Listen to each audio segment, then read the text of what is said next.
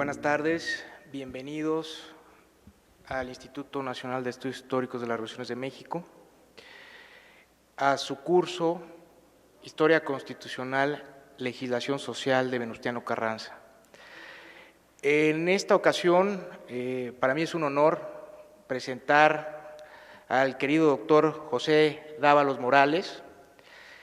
Es licenciado y doctor en Derecho por la Facultad de Derecho de la Universidad Nacional Autónoma de México.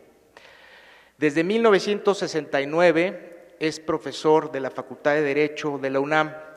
Forma también parte del Sistema Nacional de Investigadores de CONACYT y en la UNAM ha desempeñado diversos cargos administrativos en los que figuran director de la Facultad de Derecho de 1987 a 1991, secretario académico de la Facultad de Derecho, director general de Asuntos Jurídicos, director general de Información, ahora llamada de Comunicación Social, director general de Legislación Universitaria, director general de Relaciones Laborales, presidente de la Comisión Dictaminadora del Instituto de Investigaciones Jurídicas de la UNAM de 2013 a 2015.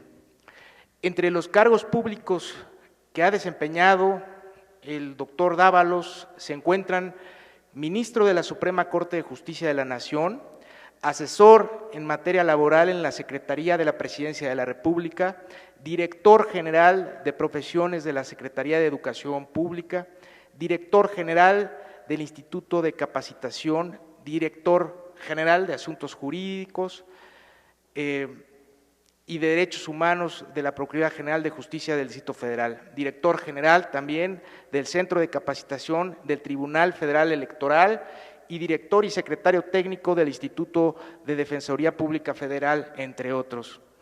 Por su trayectoria, la UNAM y el Consejo Técnico de la Facultad de Derecho lo galardonó con la Medalla Prima de Leyes Instituta y el 14 de abril de 2009 es asignado su nombre al aula D209 de la misma facultad.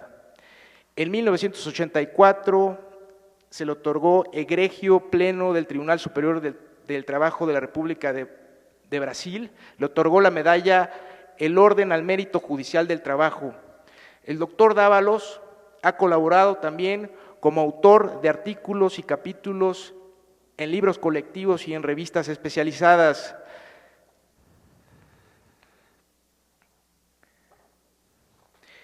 Entre sus producciones escritas sobresalen Derecho Individual del Trabajo, publicado por Porrúa con 21 ediciones, Derecho Colectivo y Derecho Procesal del Trabajo, publicado por Porrúa con 9 ediciones, también Tópicos Laborales, Derecho Individual, Colectivo y Procesal del Trabajo, Derechos de los Menores Trabajadores, publicado por la Cámara de Diputados en 2000, entre otros.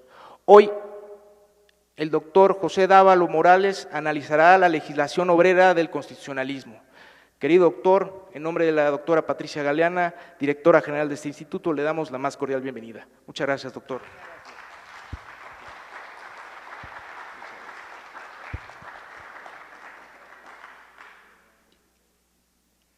Todo esto que acaba de decir el doctor José Gómez Huerta no indica otra cosa sino que ya estoy muy viejo.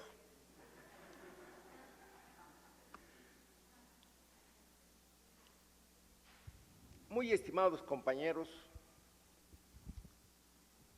digo compañeros porque coincidimos en el interés por conocer las raíces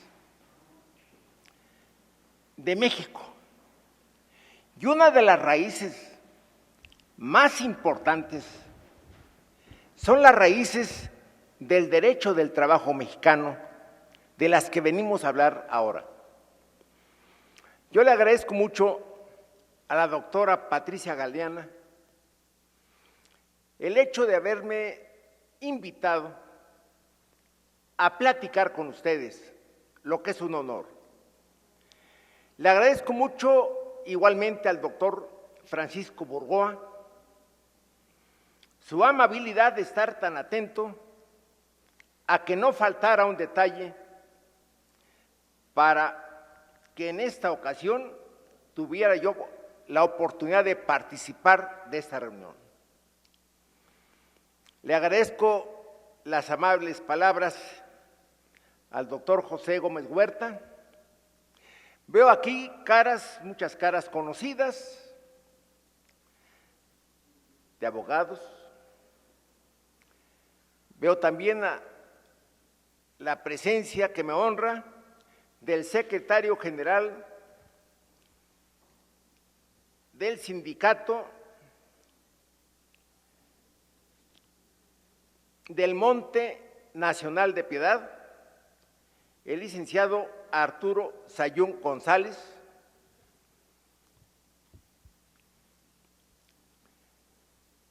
La historia del hombre es su lucha permanente por su libertad.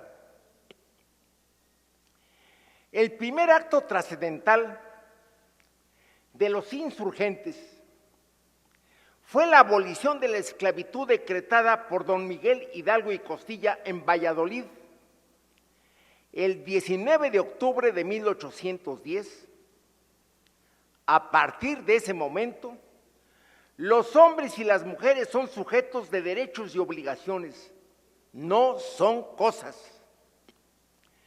Don José María Morelos y Pavón, al continuar el movimiento iniciado por Hidalgo, lo transformó y lo encauzó hacia una revolución democrática.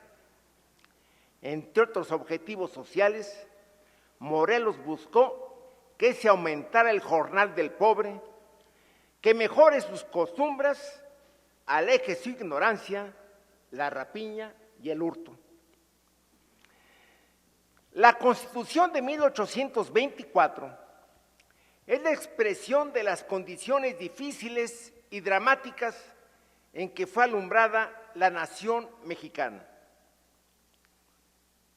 La independencia política en nada mejoró las condiciones de vida y de trabajo de los campesinos y de los obreros. La Constitución de 1824 dejó intocado el problema social.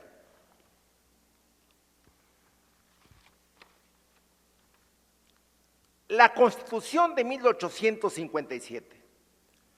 Una vez que fue depuesto Santana, se convocó a un Congreso Constituyente que se reunió en la Ciudad de México entre 1856 y 1857 y dio por resultado la Constitución de 1857.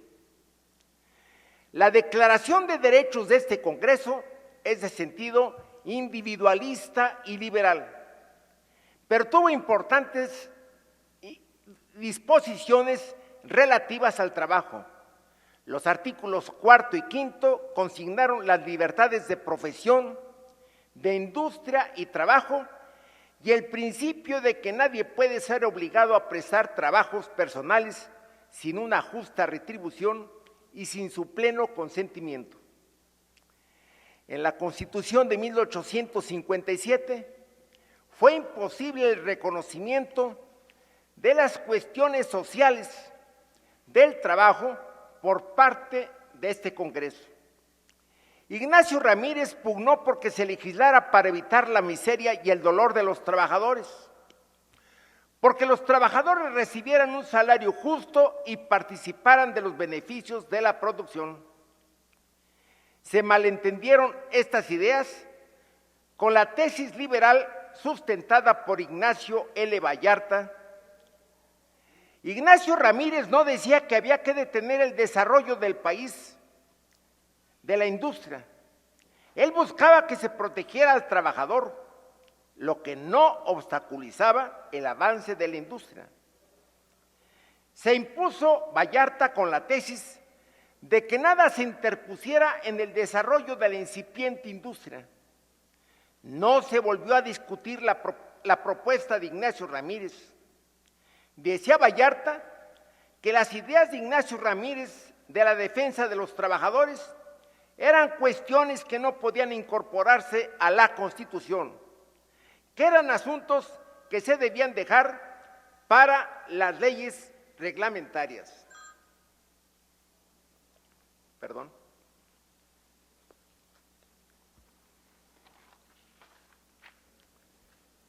En 1906, en los prolegómenos del movimiento armado de 1910, en 1906 se publicó el manifiesto y programa del Partido Liberal, presidido por Ricardo Flores Magón, en el cual se analizó la situación del país en esa época, como las condiciones de los obreros y campesinos, y se propusieron reformas de fondo a los problemas políticos, agrarios y del trabajo.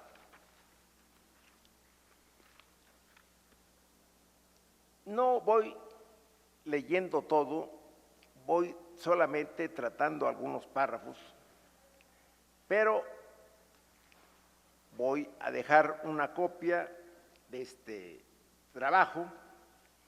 Después es posible que les puedan dar alguna copia a ustedes. En 1910, Francisco I. Madero expidió el Plan de San Luis Potosí.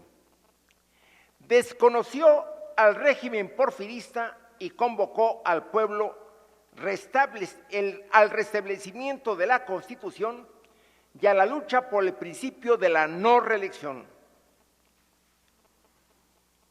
Legislación de Carranza.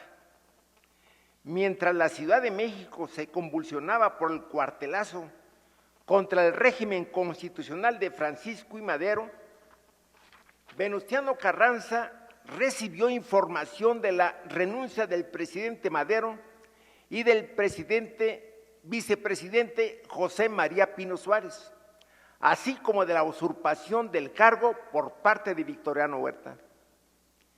Inmediatamente Carranza convocó al Congreso del Estado de Coahuila de Zaragoza, que el 19 de febrero de 1913 desconoció a Huerta como jefe del Poder Ejecutivo y facultó a Venustiano Carranza para formar un ejército que restableciera el orden constitucional.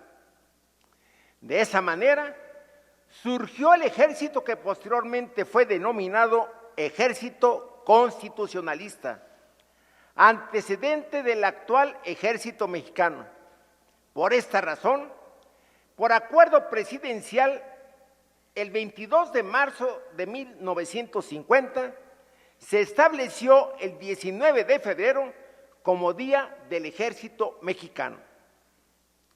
El 26 de marzo de 1913, en la hacienda de Guadalupe, Carranza, al frente de un grupo de valerosos soldados, lanzó el histórico Plan de Guadalupe, que desconoció al gobierno usurpador de Victoriano Huerta y a los poderes legislativo y judicial de la Federación. Creó el Ejército Constitucionalista y constituyó a Venustiano Carranza como su primer jefe. Así inició la Revolución Constitucionalista, a la que se sumaron miles de mexicanos empuñando las armas para luchar por un México justo y democrático. Si el levantamiento armado de Carranza tuvo al principio un fin político, la idea de un cambio social se fue haciendo imperiosa.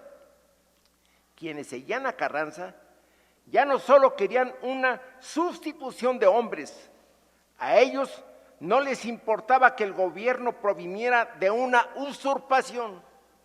Ellos deseaban luchar para alcanzar mejores niveles de existencia. El 24 de septiembre, Venustiano Carranza pronunció en Hermosillo, Sonora, un hermoso discurso del cual la parte fundamental consistió en una promesa. Les quiero manifestar que vengo a hablar con emoción de este tema, porque mañana es día 20. Y en la memoria de gran parte de nuestra población se empieza a perder el significado de este movimiento que comienza en 1910 y que tuvo repercusiones no solamente en el país, sino en el mundo. De tal manera que es un tema del que no puede hablarse sin tener encendido el corazón. Dijo Venustiano Carranza en Hermosillo, Sonora: sepa el pueblo de México que terminada la lucha armada a que convoca el Plan de Guadalupe, tendrá que principiar formidable y majestuosa la lucha social, la lucha de clases, queramos o no queramos nosotros mismos, y opónganse las fuerzas que se opongan. Las nuevas ideas sociales tendrán que imponerse en nuestras masas. Tenemos centenares de ciudades que no están dotadas de agua potable y millones de niños sin fuentes de sabiduría para informar el espíritu de nuestras leyes. El pueblo ha vivido ficticiamente famélico y desgraciado, con un puñado de leyes que nada le favorecen. Tendremos que removerlo todo, crear una nueva constitución cuya acción benéfica sobre las masas nada ni nadie puede evitar. Nos faltan leyes que favorezcan al campesino y al obrero, pero estas serán promulgadas por ellos mismos, puesto que ellos serán los que triunfen en esta lucha reivindicadora y social. Hasta aquí las palabras de Venustiano Carranza. El 12 de diciembre de 1914, Carranza en Veracruz expidió el decreto de adiciones y reformas al Plan de Guadalupe. El plan político se convirtió en social. El movimiento social mexicano empezó a florecer. A la idea siguieron la acción y las reformas legislativas. Carranza, el 12 de diciembre de 1914, expidió el decreto de adiciones y reformas al Plan de Guadalupe, en el que ofreció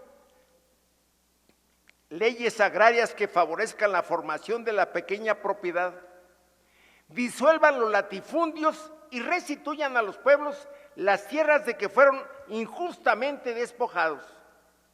Legislación para mejorar la condición del trabajador rural, del obrero, del minero y en general de las clases proletarias. Revisión de los códigos civil, penal y de comercio. Carranza reafirmó la validez del Plan de Guadalupe hasta que pudiera establecerse la vigencia de la Constitución. El 19 de octubre de 1915, Estados Unidos reconoció al gobierno de Carranza como de facto. Villa, al enterarse del reconocimiento, montó en cólera y mandó fusilar a 5 norteamericanos que viajaban en el tren de Ciudad Juárez a Chihuahua. Pero el suceso más grave fue su invasión al territorio norteamericano. En el pueblo de Columbus mató, hirió y saqueó.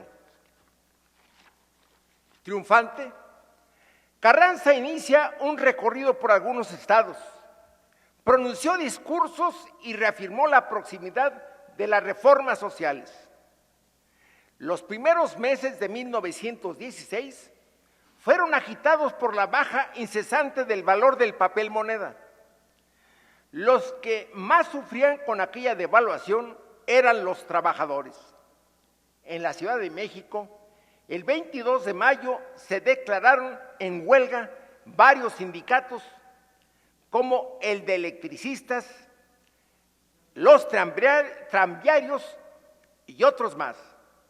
Esta huelga acabó con un aumento miserable de salarios, que se convirtió en una ficción en menos de 30 días por una nueva depreciación de la moneda.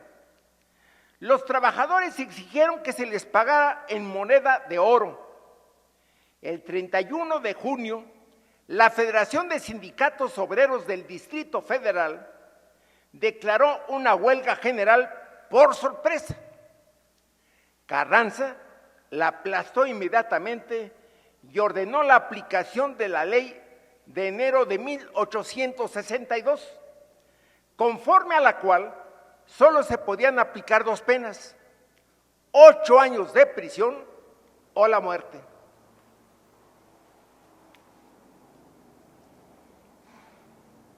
por la actitud de Venustiano Carranza con respecto a los trabajadores. Don Jesús Silva Herzog, el papá de don Jesús Silva Herzog, que fue secretario de Hacienda,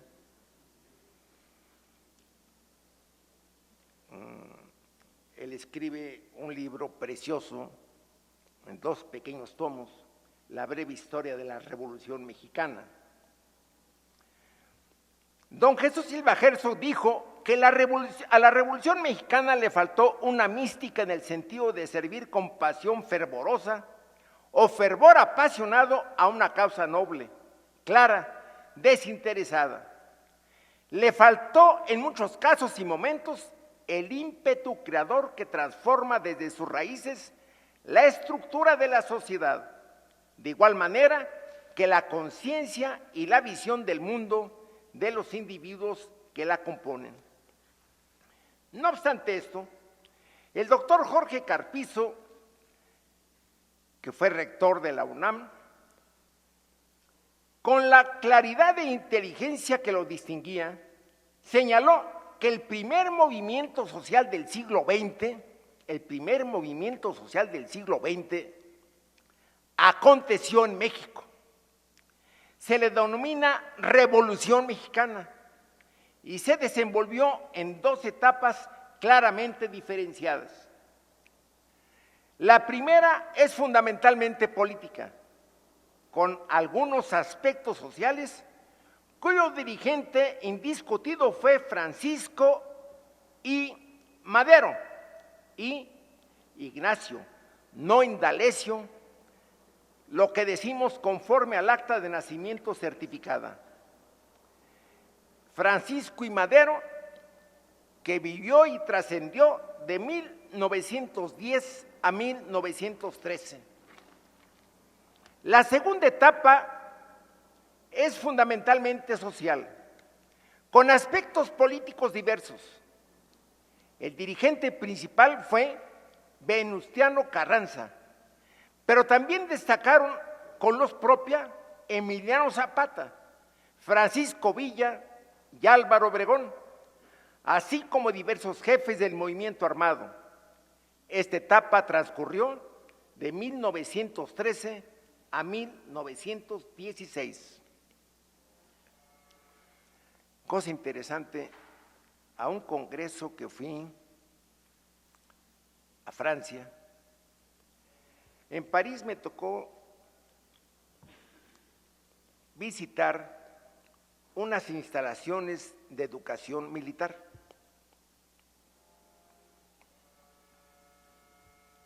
Cuando vi los tableros de este centro de enseñanza superior para militares, ¿cuál va siendo mi sorpresa? Que vi la guerra de guerrillas de Francisco Villa.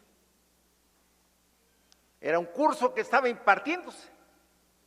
Me sorprendió. Pregunté y me contestaron, es que aquí se le reconoce como el guerrillero número 1. Es que Francisco Villa trascendió internacionalmente. Creación del artículo 123. El 14 de septiembre de 1916, Venustiano Carranza convocó al pueblo para que eligiera representantes a una asamblea constituyente para determinar el rumbo de la nación en la Constitución. La exposición de motivos de dicha convocatoria decía: si bien la Constitución de 1857 fijó el procedimiento para la reforma, esa norma no podía ser obstáculo para que el pueblo, titular esencial y originario de la soberanía, según expresa el artículo 39 de la Constitución, ejercitara el inalienable derecho de alterar o modificar la forma de gobierno. En la 10ª sesión ordinaria celebrada el 12 de diciembre, la comisión presentó su dictamen sobre el artículo 5º de la propuesta del primer jefe, que causó desilusión. En la exposición de motivos de ese artículo se manifestó que en el proyecto de Carranza se encontraban dos innovaciones respecto al contenido del precepto de 1857, modificado en 1898. Uno, dejar sin efectos jurídicos la renuncia que se hiciera de determinada actividad en el futuro. Y dos, limitar el contrato de trabajo a 1 año. Esto apretó el corazón de los constituyentes. Después de las proclamas de Venustiano Carranza, este ofrecimiento de 2 puntos para reformar la Constitución de 1857 en el artículo 5, se ensombreció el ánimo del constituyente del 17. La comisión aceptó esas innovaciones y agregó otras. Cándido Aguilar, Heriberto Jara y Victorio E. Góngora, diputados constituyentes por Veracruz, presentaron una iniciativa en el sentido de que se adicionara al artículo 5 algunos principios de los cuales la comisión aceptó: la jornada máxima de trabajo de 8 horas, el descanso semanal y la prohibición del trabajo nocturno para mujeres y niños. Y rechazó otras propuestas porque consideró que no tenían cabida en las garantías individuales, pero que serían tratadas al discutirse las facultades del Congreso Federal.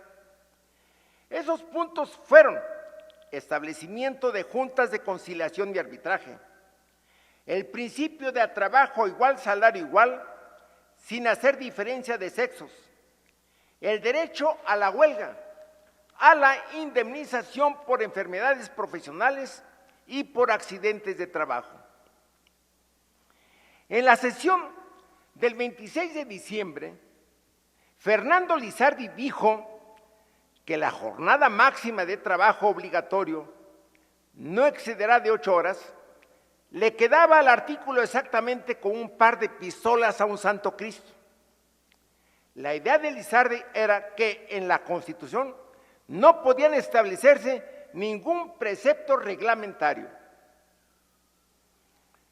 Heriberto Jara propuso la inclusión. Les quiero decir que me tocó conocer personalmente a Heriberto Jara y tratarlo personalmente. Lo digo en unos cuantos minutos.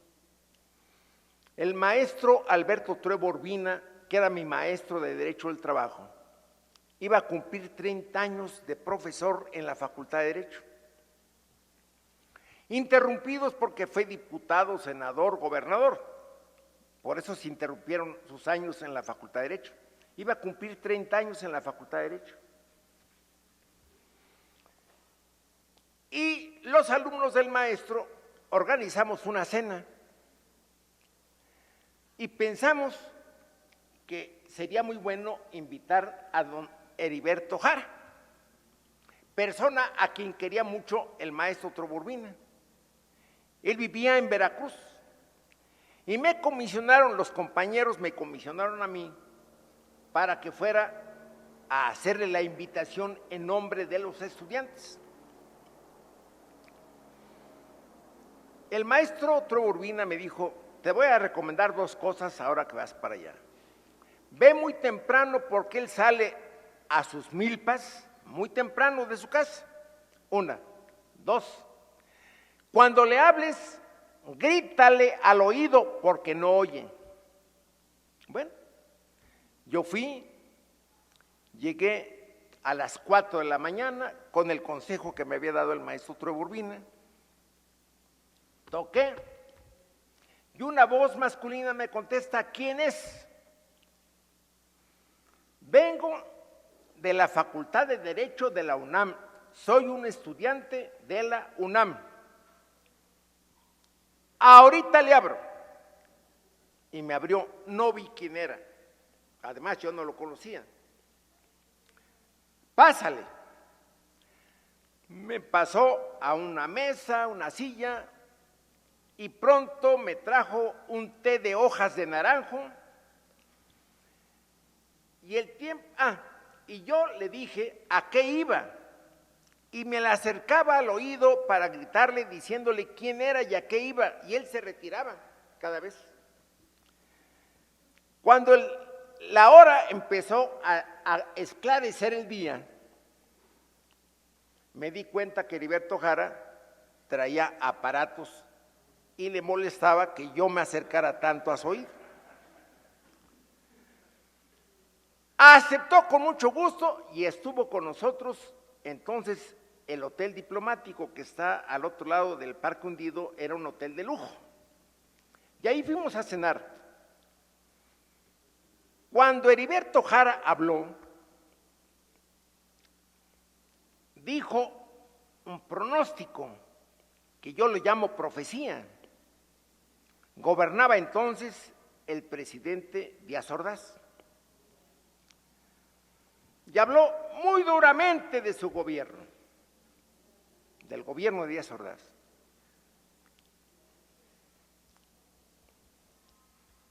No había pasado todavía 68. Esto era por ahí de 66, más o menos, 1966.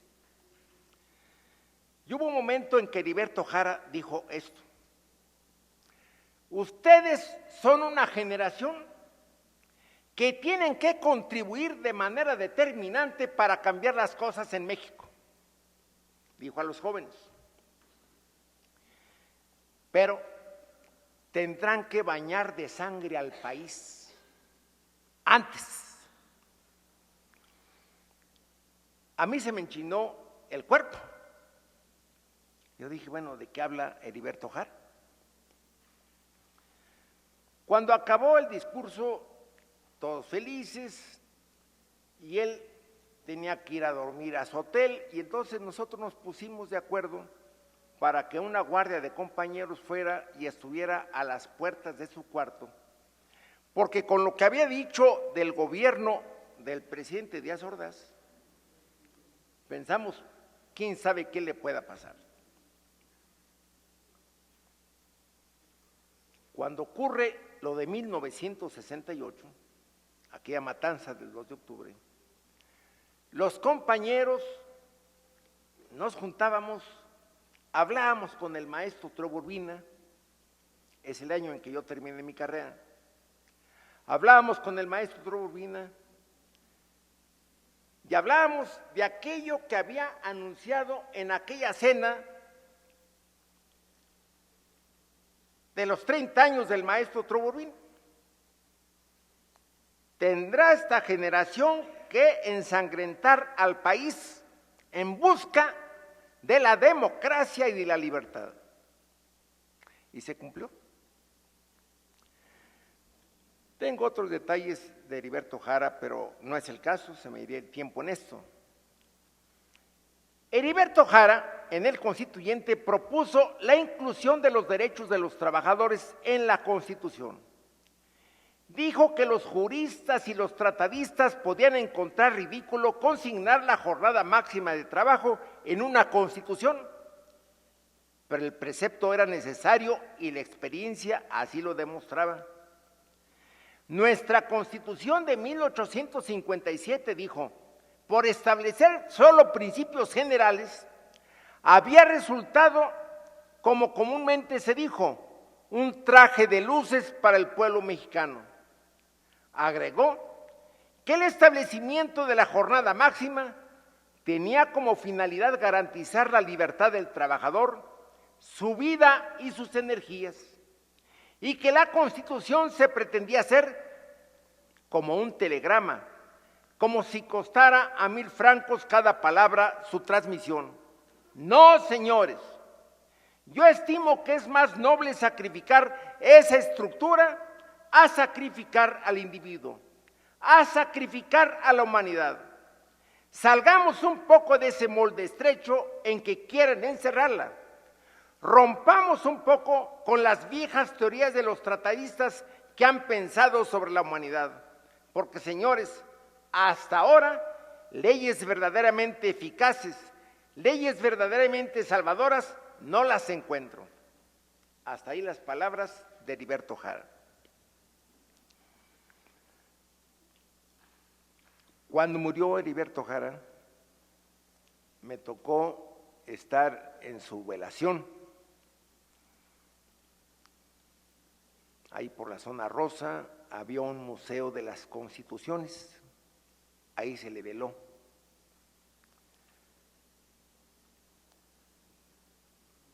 Estuvo el presidente de la República, era don Luis Echeverría. Luego en el Panteón Dolores, donde se le incineró, me tocó estar, duró como 3 horas su incineración, entonces duraba mucho. Estuvo acompañándonos el expresidente Cárdenas, Lázaro Cárdenas. Casi todo el tiempo tuvo esta actitud don Lázaro Cárdenas, pensativo. Nadie se le acercaba a hablarle, nadie. Hubo un momento en que una persona se acercó tal vez a hacerle plática y él continuó así, no hizo caso. Estaba viviendo un dolor inmenso en aquel momento. Héctor Victoria, diputado constituyente yucateco, fincó las bases de lo que posteriormente fue el artículo 123 constitucional. Manifestó su inconformidad con la propuesta de Carranza y con el dictamen porque se trataba superficialmente el problema obrero. Criticó el plazo obligatorio de 1 año para el contrato de trabajo. Quería que en la Constitución se dieran bases precisas sobre las cuales legislarían los estados en materia laboral, como la creación de juntas de conciliación y arbitraje, indemnizaciones por accidentes, seguros de trabajo, jornada máxima, salario mínimo, descanso hebdomadario o semanal, higienización de talleres, prohibición de la jornada nocturna a mujeres y niños, etc. Dionisio Zavala, diputado constituyente potosino, pensó que era el momento oportuno para hacer justicia a la clase trabajadora y recordó que los obreros habían sido el factor principal del triunfo del movimiento social iniciado en 1910. Jorge E. von Bersen, diputado constituyente de Coahuila, pidió que el Congreso votara en contra del dictamen por establecer el plazo obligatorio de 1 año de trabajo para el obrero, lo cual sería gravemente perjudicial para el trabajador. Dijo que la clase obrera debía tener toda clase de garantías y tener asegurado su porvenir, y pidió a los diputados constituyentes no temer lo que decía el señor licenciado Lizardi, que ese artículo se iba a parecer a un santo Cristo con un par de pistolas. Yo desearía que los señores de la comisión no tuvieran ese miedo, porque si es preciso para garantizar las libertades del pueblo, que ese santo Cristo tenga polainas y 30-30, bueno. Froilán C. Manjarrés, diputado constituyente poblano, fue el primero en proponer que la cuestión laboral se tratara en todo un capítulo o en todo un título de la norma fundamental.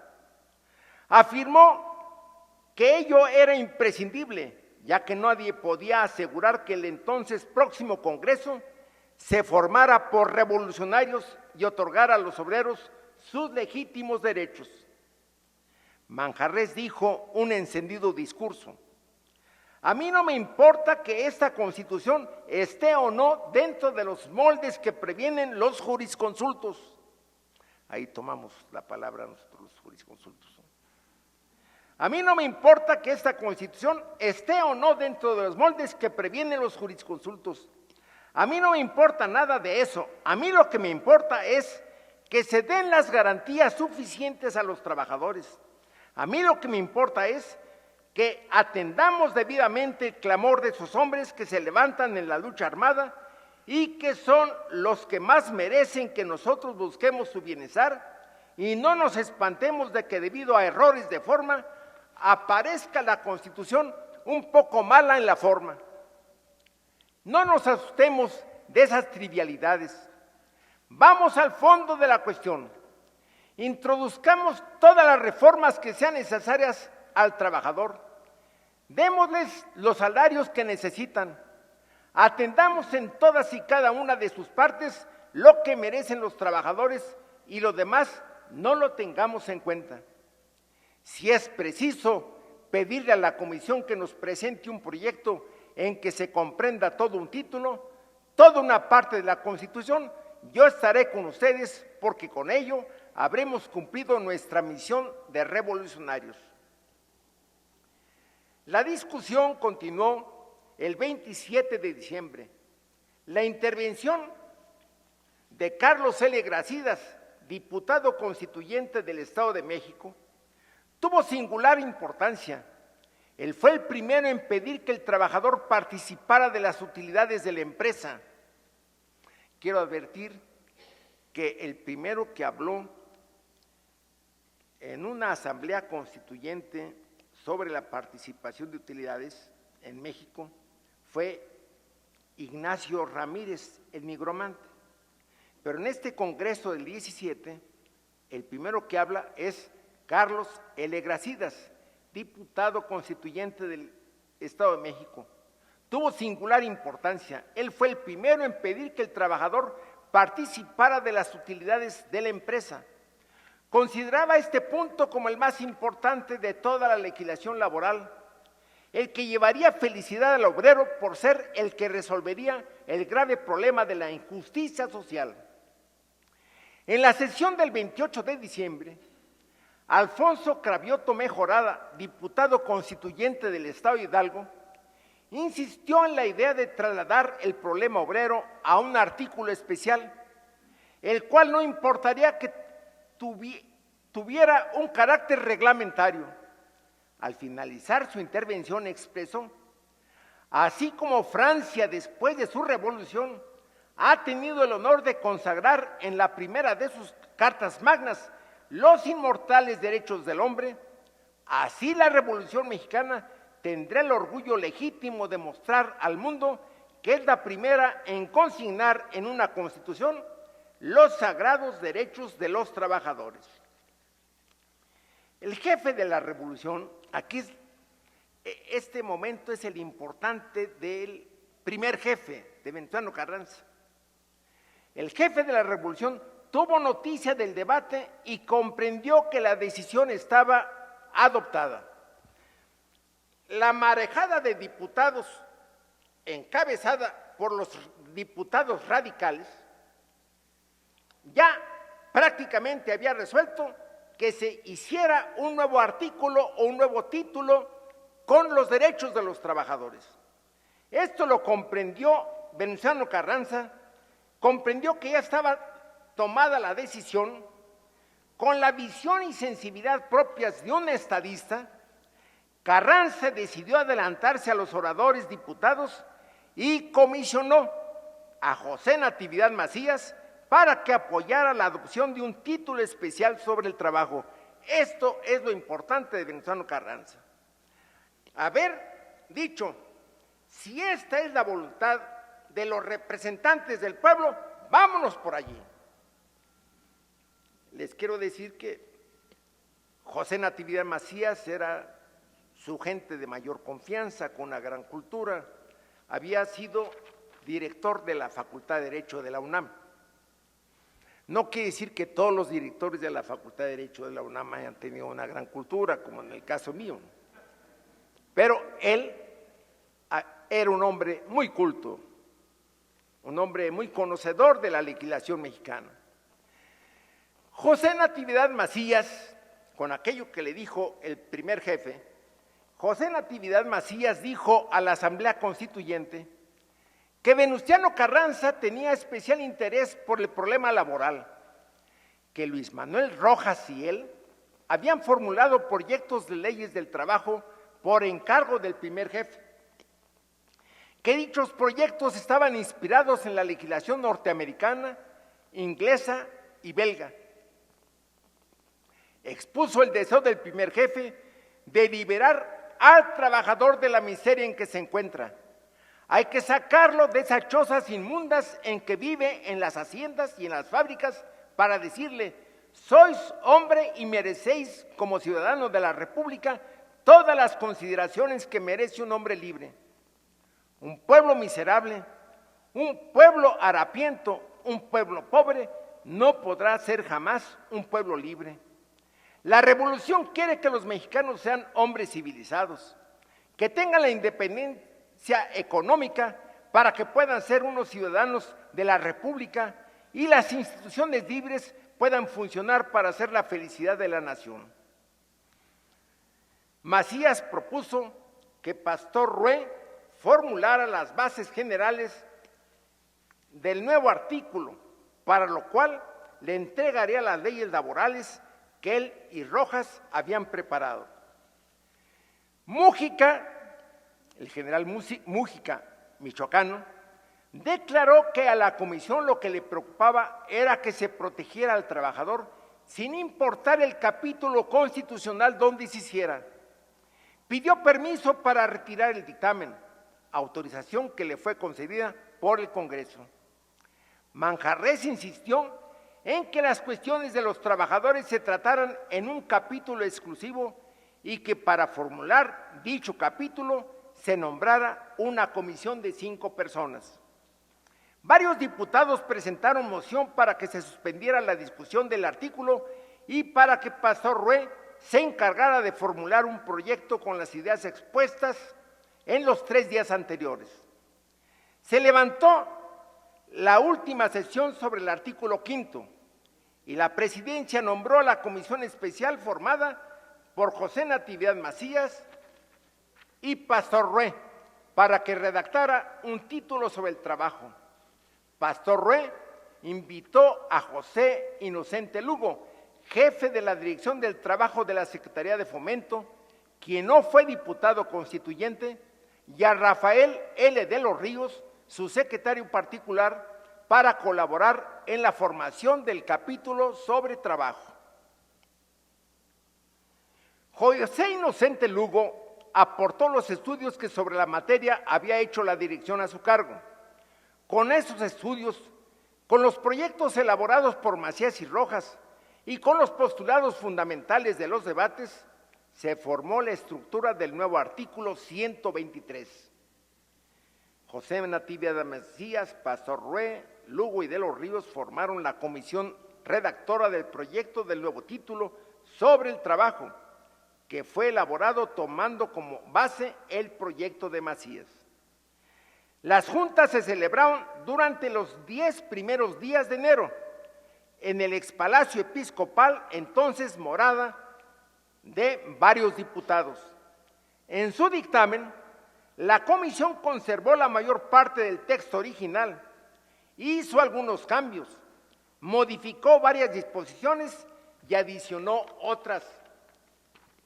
Y el artículo 123 fue aprobado el 23 de enero de 1917 por unanimidad de 163 votos de los diputados presentes. En su libro, La Constitución Mexicana de 1917, el eminente constitucionalista mexicano Jorge Carpizo señala que entre las ideas importantes del artículo 123 en aquel momento se encontraban las siguientes. 1. El Estado tiene derecho para intervenir como fuerza reguladora en la relación de los trabajadores con los patrones para asegurar al trabajador un mínimo de condiciones que le permitan llevar una vida digna. 2. La consideración de que la nueva reglamentación laboral borraría las odiosas desigualdades sociales, pues considera al trabajador en su dignidad humana y no como una cosa. 3. Por la desigualdad de medios económicos e influencia social para resolver los problemas laborales, mejor que la justicia ordinaria es la conciliación. El derecho de huelga es el arma del trabajador para mejorar sus condiciones. Quinto, que para terminar con la cadena de esclavitud de padres a hijos, se declaraban extinguidas las deudas de los trabajadores por razón de trabajo y por ningún motivo esas deudas en el futuro podrían cobrarse a los parientes del trabajador. Se asentaba que la nueva legislación no acabaría por completo la penosa situación del trabajador. La idea del constituyente de Querétaro fue que se establecieran derechos mínimos pero indispensables y que con la primera batalla ganada se seguiría adelante hasta que llegaran a desaparecer las injusticias sociales. Yo quisiera que me permitieran unos momentos más para leer una página y media, un apunte sobre la personalidad de Venustiano Carranza. Don Jesús Silva Herzog, en su breve historia de la Revolución Mexicana, dice: discurso importantísimo que pronunció el señor Carranza en el Ayuntamiento de Hermosillo el 23 de septiembre de 1913. Decimos importantísimo porque quien lo lea encontrará que no es cierto que don Venustiano Carranza carecía de ideas de transformación social tendientes a modificar la vida de la nación. También dice don Jesús Silva Herzog: don Venustiano Carranza poseía una buena cultura, particularmente histórica, y pertenecía a la clase media acomodada de su estado natal. Era un hombre reposado, sereno, enérgico y muy celoso de su autoridad de primer jefe. Tal vez pueda decirse que en ocasiones era inflexible y obstinado.